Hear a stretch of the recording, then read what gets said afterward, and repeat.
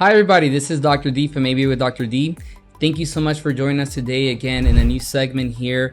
We are very excited to share this information with you. This particular video will talk about non-contingent reinforcement for the escape function.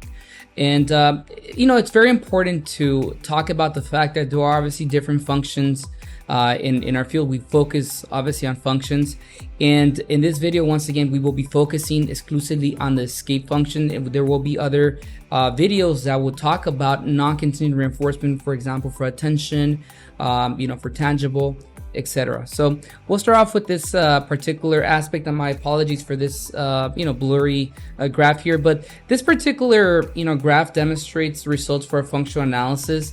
It's something that we've been covering. If you haven't done so, go ahead and check out the other videos where we talk about functional analysis and how important functional analysis is. We even demonstrate how to run some functional analysis. But in this particular graph here, you're seeing that there is results here where it says percentage of interval, showing that the demand condition or escape is the maintaining function. So in a prototypical type of client, you're working on a case and you're working with the client, one of the first things we want to look for is obviously the function. So if our function is here, is demonstrated through this particular function analysis, then that's the gold standard for us. So this right here is a really good illustration of that. That once again I wanted to talk about. Now for NCR escape, it's basically for behaviors maintained by escaping from task. So the client has a high motivation, high interest to not do work, to escape from task, which, to be honest with you, we all share that sentiment. Sometimes we don't really like to do certain things, so we find ways how to escape those situations. But in these particular types of clinical examples is, these behaviors do get in the way of learning. And that's where we need to focus on, basically reducing the likelihood of these behaviors. And one of the ways, because there's other ways to work through this and troubleshoot these particular, types of behaviors, is NCR. And basically what NCR is, it provides breaks at very specific times.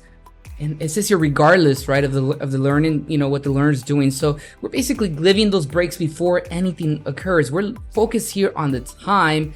Then, usually, which is the contingency of a behavior. Here it's just time. We're working on trying to find a time prior to, the baseline levels in which the behaviors tend to occur.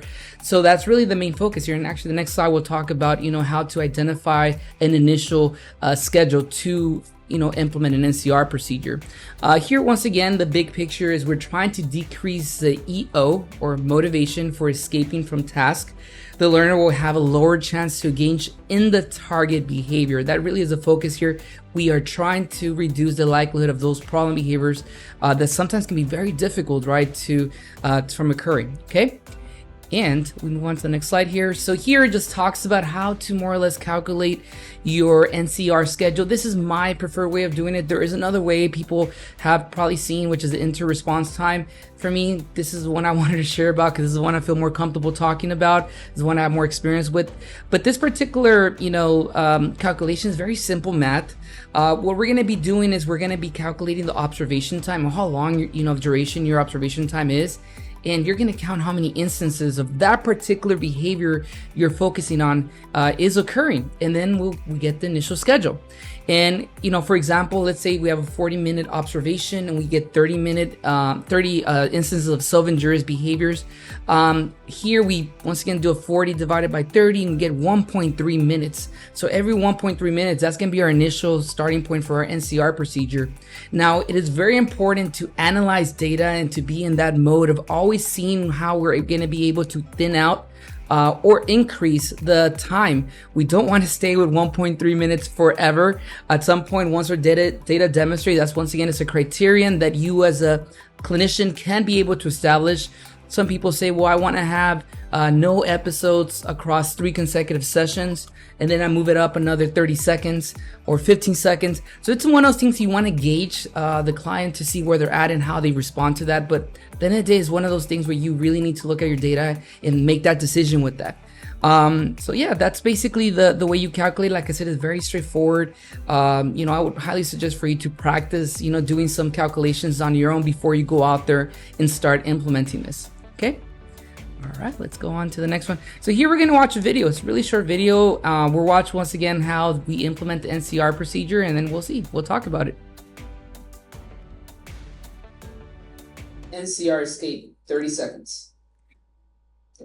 Okay, so from the get-go, I'm saying 30 seconds is going to be the amount of time in which I'm going to be essentially providing that, that break. Once again, this is for escape. You're going to notice here that the client is going to be doing work. There's some type of task happening, and that's where at the 30-second mark, I will provide that break with the idea, with the intention to reduce the likelihood of those problem behaviors that could occur sometimes. Okay, so here we go. I'm going to keep playing.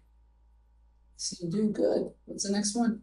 Okay, so we're working there, and you saw I have a timer there available as I, running this particular intervention. So that's what you should probably do, is have a timer, obviously. Okay.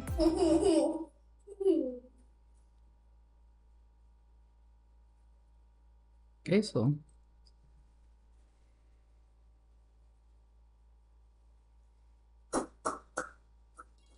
All right, you get a break now. There it is. Very basic, right? And that's what it is. Essentially, we're going to give a break at that 30-second mark. So what's going to happen is that afterwards, those 30 seconds, I'm going to, we're going to give it could be like literally a 30-second break. It could be a minute break. One of the questions sometimes I get is what happens if my client does have episodes during those transitions? And that's where we need to identify whether NCR would be an adequate intervention for your client. I guess, if obviously the treatment creates bigger problems, then it probably would not be ideal for that particular client. But if your client is okay with transitions, or it's something that you see it's not really a big deal, a big problem for the client, it's fine. I think you should be able to implement an NCR procedure without any problems. But I really hope this video is helpful. We have the video model by itself. We did do another video on behavioral momentum. So one of the next sequences or series that we want to do of videos is for antecedent interventions, because I think those are really, really essential. We want to be as much as possible proactive when we're managing episodes or reducing the likelihood of episodes, basically. So once again, I really appreciate all of you guys that are subscribing to this channel. I'm so excited to see the growth. And if you haven't done so, don't forget to subscribe. We have a lot of great content coming over. Don't forget to hit that notification bell, because we want to make sure you're alerted when we have these videos up for you. So thank you so much. Take care now.